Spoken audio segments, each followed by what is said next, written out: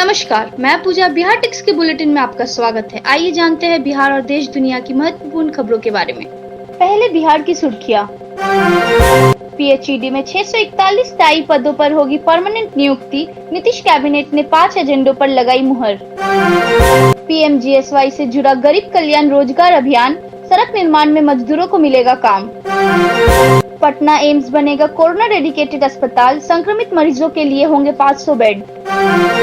Corona संकट के चलते बिहार में सभी डॉक्टरों और कर्मियों की छुट्टी 30 अगस्त तक रद्द। 9वीं 11वीं में फेल हुए स्टूडेंट्स को मिलेगा दूसरा मौका। सीबीएसई ने स्कूलों को दोबारा परीक्षा आयोजित कराने के दिए निर्देश। बिहार में बिजली गिरने से 25 लोगों की मौत, समस्तीपुर में 8 और पटना में 5 लोगों की जान गई। तेज प्रताप के ससुर को हराने के लिए राजद का गेम प्लान, तेजस्वी ने भाभी ऐश्वर्या की बहन को पार्टी में कराया शामिल।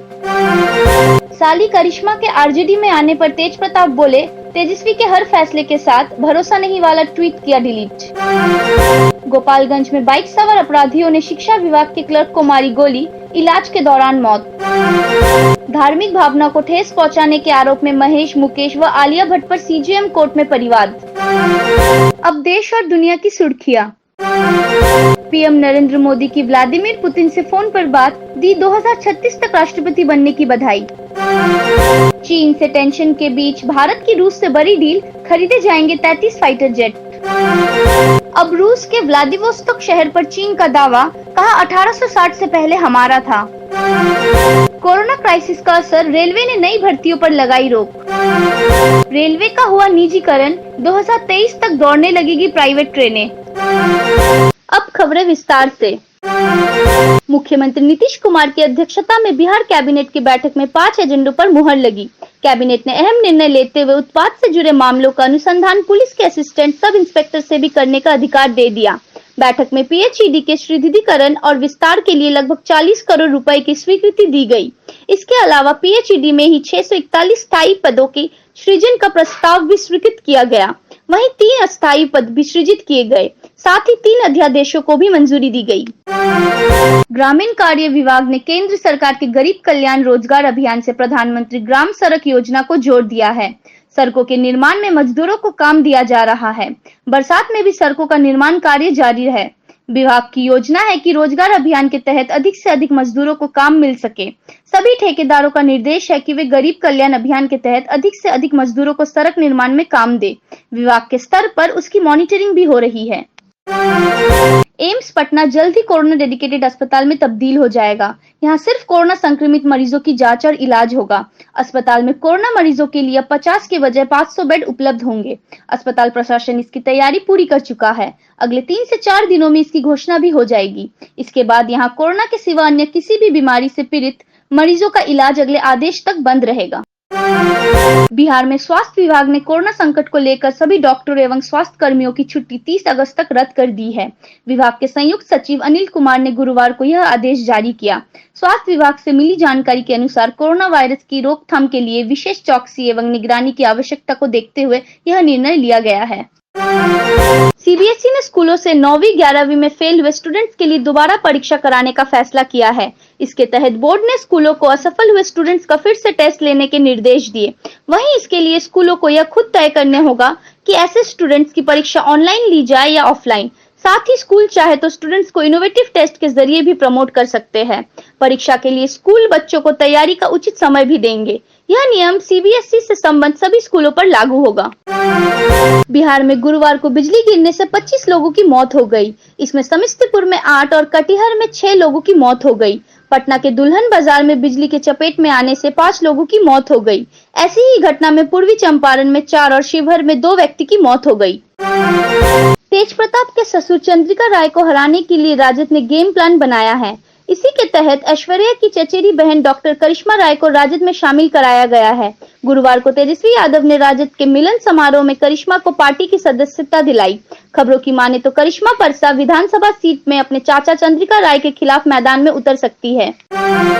तेज प्रताप यादव की पत्नी ऐश्वर्या की बहन और चंद्रिका राय की भतीजी डॉक्टर करिश्मा राय के राजद में शामिल होने से नाखुश तेज प्रताप ने कुछ देर पहले एक ट्वीट किया, जिसमें लिखा था कि हमें उस परिवार के किसी भी सदस्य पर तनिक भी भरोसा नहीं जिसने हमारी जिंदगी खराब की है। हालांकि इस ट्वीट को उन्होंने कुछ देर के बाद ही डिलीट कर दिया और एक नया ट्वीट जारी करते हुए लिखा कि हमारे गौरवशाली बिहार को बेरोजगारी, पलायन और गरीबी का मुख्य केंद्र बनाने वाली 15 वर्षों से सत्ता पर काबिज निरंकुश एनडीए सरकार को उखाड़ फेंकने की भाई तेजस्वी के हर मुहिम और हर फैसले के साथ हूँ। गोपालगंज जिले के थाना क्षेत्र में अपराधियों ने गुरुवार को शिक्षा विभाग के क्लर्क की गोली मारकर हत्या कर दी। फुलवरिया थाना क्षेत्र के मझिरवा खुर्द गांव निवासी जिला शिक्षा विभाग के क्लर्क अजय राय बाइक से जा रहे थे, तभी लचवार गांव के निकट राष्ट्रीय राजमार्ग संख्या 85 पर बाइक सवार अपराधियों ने उन्हें गोली मार दी। घायल क्लर्क को गोपालगंज सदर अस्पताल में भर्ती कराया गया, जहां इलाज के दौरान उनकी मौत हो गई। धार्मिक भावना को ठेस पहुंचाने के आरोप में अधिवक्ता सोनू कुमार ने गुरुवार को मुजफ्फरपुर के सीजेएम कोर्ट में परिवाद दर्ज कराया है। परिवाद में उन्होंने फिल्म निर्देशक महेश भट्ट, मुकेश भट्ट व अभिनेत्री आलिया भट्ट को नामजद किया है। सदर थाना के चित्रकूट नगर निवासी अधिवक्ता ने आरोप लगाया कि आरोपियों ने अपनी फिल्म सरक 2 के पोस्टर में कैलाश पर्वत की तस्वीर का उपयोग किया है। इससे हिंदू धर्म में आस्था रखने वाले लोगों के धार्मिक भावनाओं को ठेस पहुंची है। रूस के इतिहास में गुरुवार का दिन खास रहा। इस मौके पर प्रधानमंत्री नरेंद्र मोदी ने व्लादिमीर पुतिन से बात की। उन्होंने द्वितीय विश्व युद्ध में जीत की 75वीं वर्षगांठ पर रूस को बधाई दी। इसके साथ ही पुतिन को 2036 तक के लिए राष्ट्रपति चुने जाने की बधाई भी दी। जीत के बाद पुतिन को फोन मिलाने वाले मोदी पहले ग्लोबल लीडर थे। आपको बता दें कि ऐसा रूस के संविधान में संशोधन के बाद हुआ है। रूस में पिछले दिनों इसके लिए वोटिंग हुई थी, जिसके नतीजे अब आ गए हैं। लद्दाख में चीन से तनातनी के बीच रक्षा मंत्रालय ने एक बड़ी रक्षा खरीदी को मंजूरी दी है। इसमें भारतीय सेना को नए फाइटर जेट विमान और मिसाइल मिलेगी। फाइटर जेट विमानों का सौदा रूस के साथ हुआ है। इसके लिए कुल बजट 18,148 करोड़ रखा गया है। इसमें भारत अपने दोस्त रूस से सुखोई 30 और मिग 29 विमान खरीदेगा। भारत के साथ लद्दाख में सीमा विवाद बढ़ा रहे चीन ने अब रूस के शहर व्लादिवोस्तोक पर अपना दावा किया है।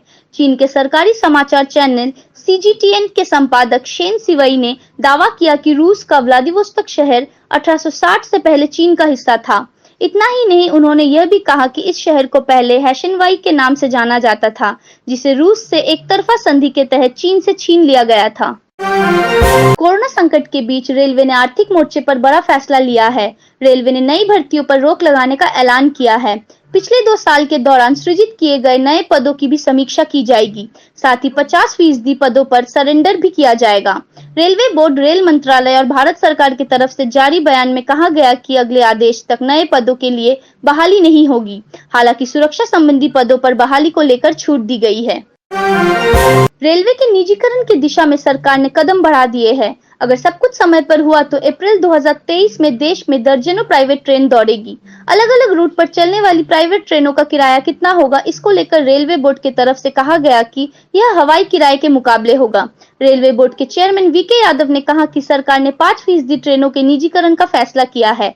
यह पब्लिक प्राइवेट पार्टनरशिप मॉडल के तहत होगा।